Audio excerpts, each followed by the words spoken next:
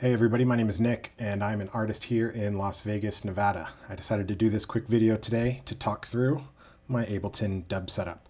We've got the Launch Control XL right here. We've got the Launch Control right here.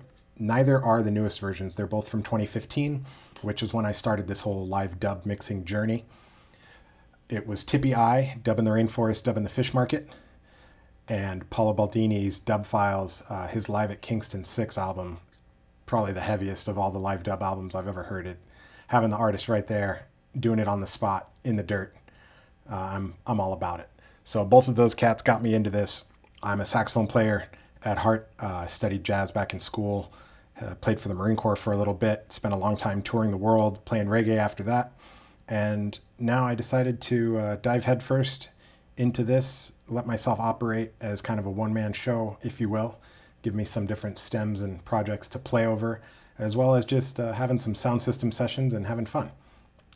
So I've got Ableton 12. I use the Lite version. I don't have the standard. I don't have the suite. I'm limited when it comes to channels, and I'm limited when it comes to sends. Maybe that makes it a little bit more realistic for any of you that are watching. You know, perhaps you don't have all the money to invest right now into the full suite. I would recommend it if you can, but I've actually been able to make this work for so long that I don't see much of a need personally to upgrade. If I did upgrade, it would be once I order Fader Fox MX12 and the PC12.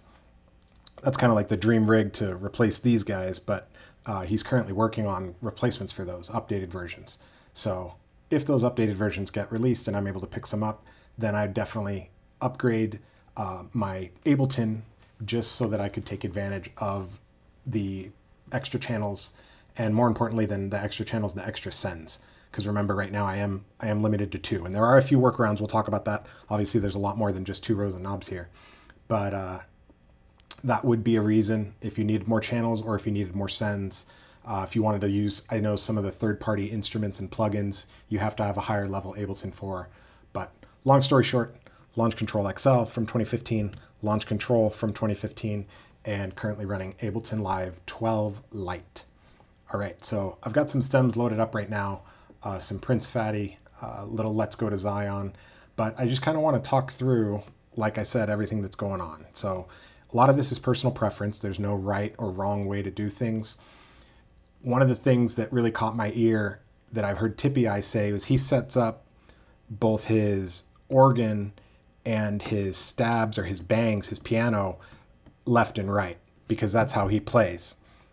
And ironically, I do the same. So my stab is going to be on the right hand. A lot of keys players play it with their left, so maybe you might want to mix that on the left and put your organ on the right.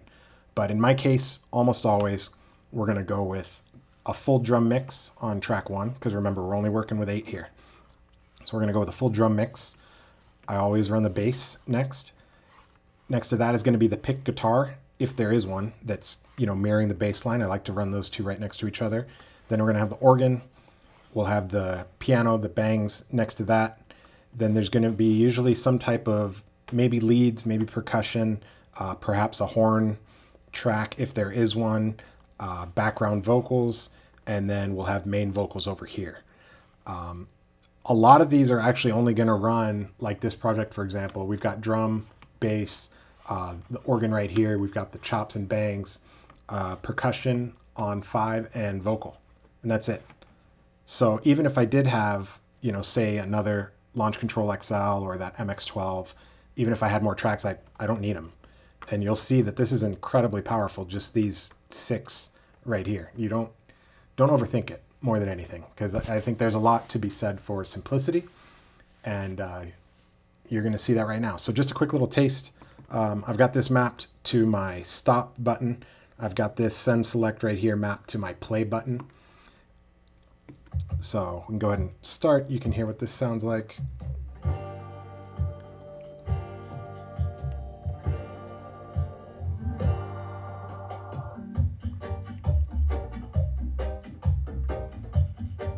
All right, cool. So just like we were saying, we've got drums, we've got bass,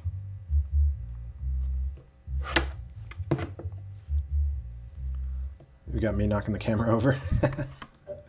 We've got the organ. We've got that's guitar and piano on this one, your stabs. And then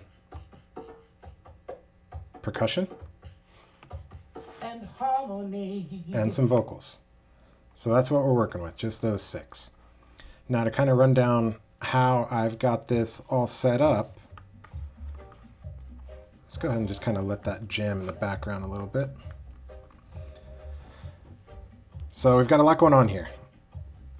The top row, and I'm going to mention a lot of other artists, mainly just guys that I've studied and learned from. So, shout out to them for paving the way for the info that they've released via YouTube or forums or just guys talking.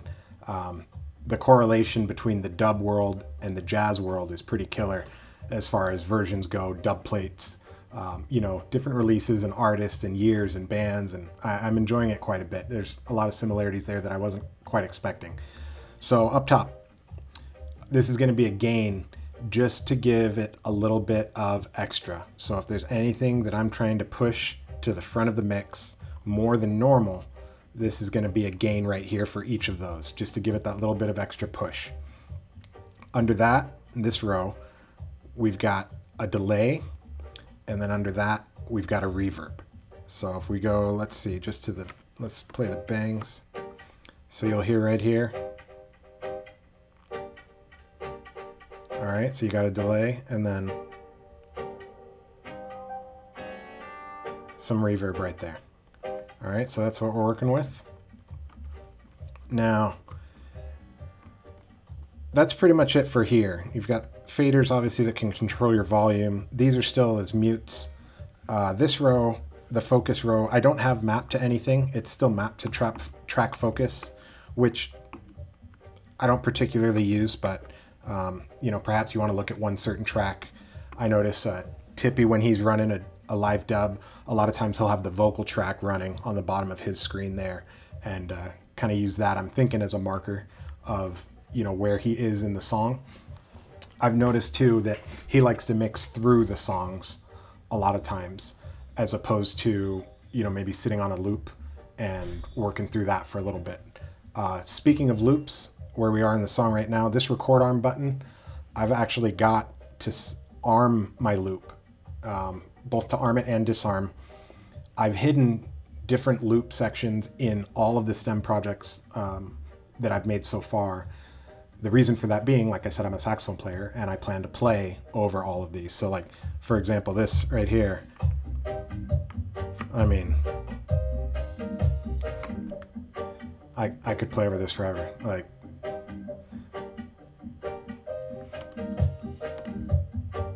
so got those little loops, and this record arm button down here is how I trigger that. I've got that mapped to both arm and disarm the loop. These buttons are still just their stock functions, as is the track select. I don't have those for anything. But remember, I did mention earlier, this send select down is mapped to my stop. So I can double tap that and get back to the beginning of the track if I want to do like a quick pull up. This is set to my play. So that's those two here. Moving on to the launch control. Got a lot of different things going on. Obviously, at the very beginning, you had guys that were using a preamp, using an external delay, using their external tape echo, spring reverb on what was essentially a stereo main mix. So as an homage to guys like Channel One that are just operating, all the big names, honestly, the old school cats, Iration Steppas, like they're just operating off of that stereo mix and their preamp. They're not operating off of stems like maybe Scientist or Prince Fatty, Paolo Baldini, Kibir La Amlak, like any of those, King Jammy. They're not individual tracks. They've just got their left and right, a lot of times off the turntable, spinning their 7-inch, heading to the system, and then they've got their preamp to work with. So this is essentially my quote-unquote preamp. These first four are set up in each frequency band. So you've got a low, you've got a bass, low mid, mids and highs, however you want to, word those, but you can turn it up a little bit. I'll let you hear. You'll notice, actually, this is a good point. I need to put a little bit of silicone because these DJ fader caps, they tend to come off when you really give it a lot of go. So we're got our loop working, and say we want to just take the lows out. So you'll see both of those. And I've got them set up. I know you can't see my screen right now, but I can at least talk you through, what it is that we're doing. So we've got 100 hertz.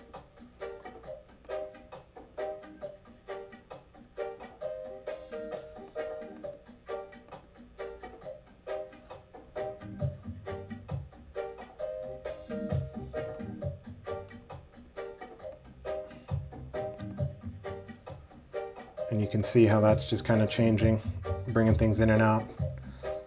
This next one up, this one's around 350. This one starts at 2500. So they've each just got their little block. And then of course, you bring them all back in to get the full system. Over here on the far right, I also have essentially a high pass built in.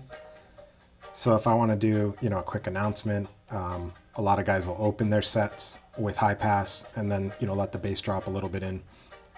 This is just a one knob version of that, just to let me do it real quick. But sometimes I do like to take out maybe the very, very low, and then I'll run this one about 50%. There's still a touch of the bass line in there versus this, which is completely empty. Sometimes that bass line motion is nice to have in the background, even if it's just a little bit. So that's those four, and then this master filter knob. If we go next to number 4, so we've got 5 and 6 here, this is going to be the reverb delay, or not delay, but reverb time, the reverberation time itself. I usually run it here. I've got 75% mapped to right about 3 seconds, which is kind of my preferred length, but we can make that, shorter or longer.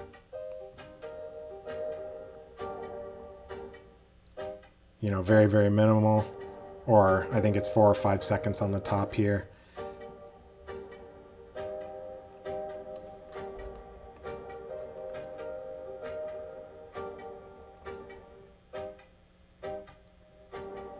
Oh, sorry about that. I got these a little confused. This is my delay time. I just switched these. This is actually a reverb gain. So we've got totally dead if I want to kill it, say if something's echoing a little bit too much. And then this one is going to bring me up to +8 dB just if I want a little extra.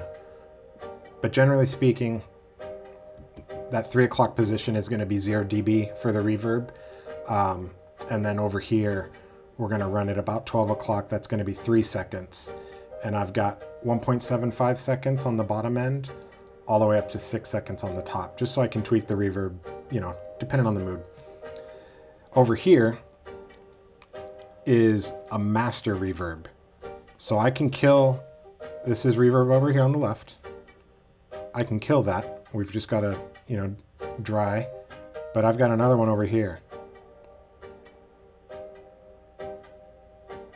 And this would be for the master mix. Again, just depending on what I've got going on. I wanted one on the master. So that's what we've got right here. These control parameters, both the gain, if I need a little extra, and the time of the reverb, but those are for these sends, for the individual tracks. So let's turn that off. All right, so we're still rocking and rolling. That brings us to number 8 over here. Far right, this is just a master volume. So if I want to turn it all the way down, I can.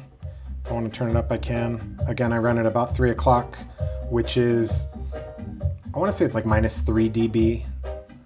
So, I mean, it's a healthy signal, but not pushing it by any means. Generally speaking, I run the sound system pretty low, so nothing's ever going to be really pushed. That brings us to this bottom row, these blue knobs over here. Similar to how we had the reverb adjustable parameters, these ones down here are going to be delay adjustable parameters.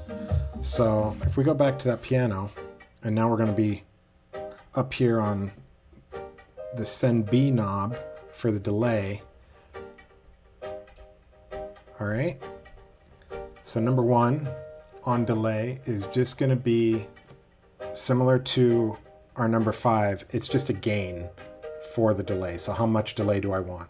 Again, I run it about 3 o'clock, and I know that that's quote unquote normal delay level. This one right here, number 2, this is actually a delay selector. So because I'm limited on sends, like I mentioned, I can't have multiple delays. There's a really great video of Kibir La Amlak and Tippy I speaking together, and they've got both their setups, right next to each other on the desk with a 360 camera. And they're going, delay, delay, delay, phaser, reverb, delay, delay. And they can run all of them because on the PC12 and the MX12, you've got all those rows. Not only do I not have all those rows of knobs, but I've only got the 2 sends to work with. So what I did, was built an audio effects rack, and I put 2 different delays in there. So this knob right here is going to select between what's kind of the typical triplet ping pong kind of delay and just a quick, almost immediate like slap back. So you'll hear, see, we've got a little bit of a slap back echo, or we can go back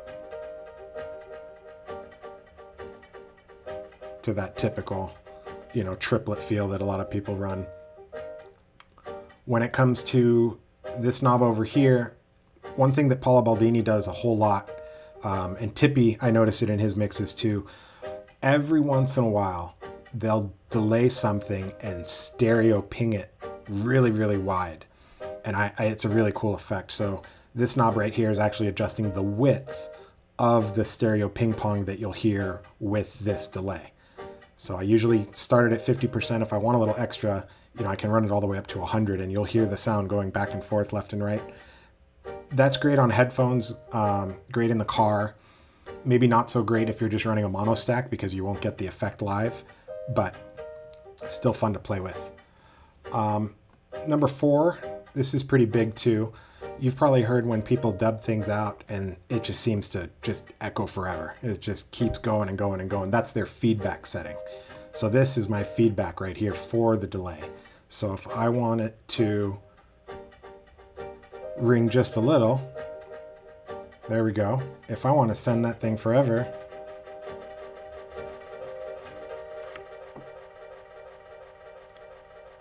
just let it keep on rocking. Let's go.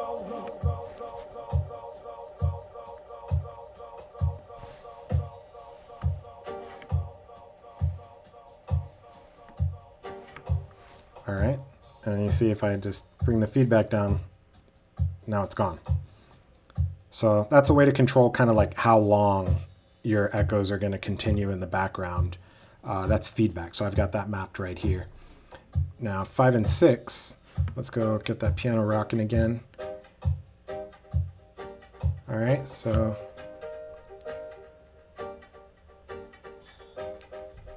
got the delay. These are going to be filters, so we've got both a low pass and a high pass specifically for the delay. So this is only going to darken the delay.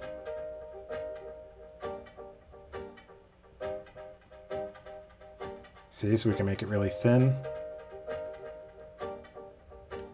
We can darken it up.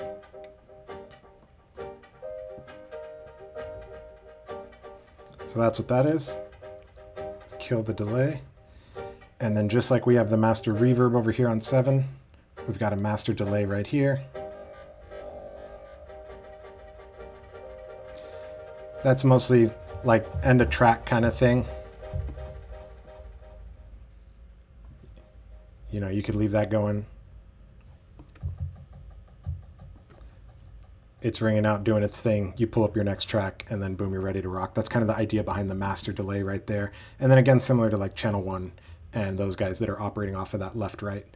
And then we already talked about number 8 over here just being that master filter when we want to just, start the session high passed, make the announcement, do whatever you need to do. And then once you're rocking and rolling and you decide that the crowd is ready, then you just drop the bass right back in and rock and roll. And then I've also got, like, say for example on this one, Let's go. if I've got an extra track, like 7 or 8, I'll use that for tracks off of the computer.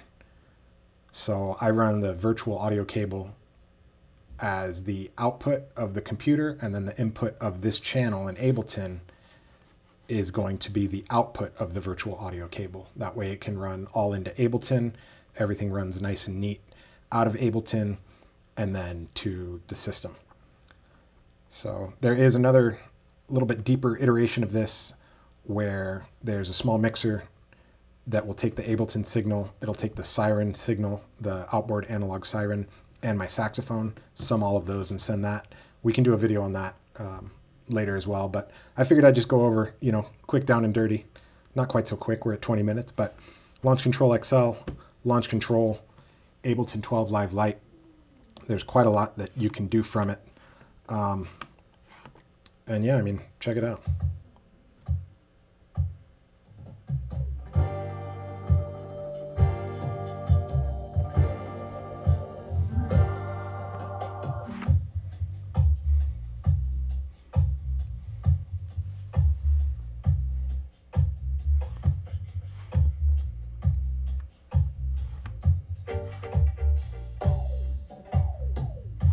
Let's go.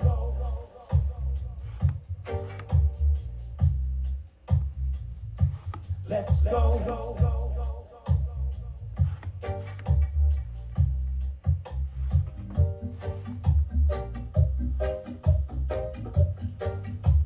And harmony. Zion is the only place where there is justice So yeah. and equality. So let's go.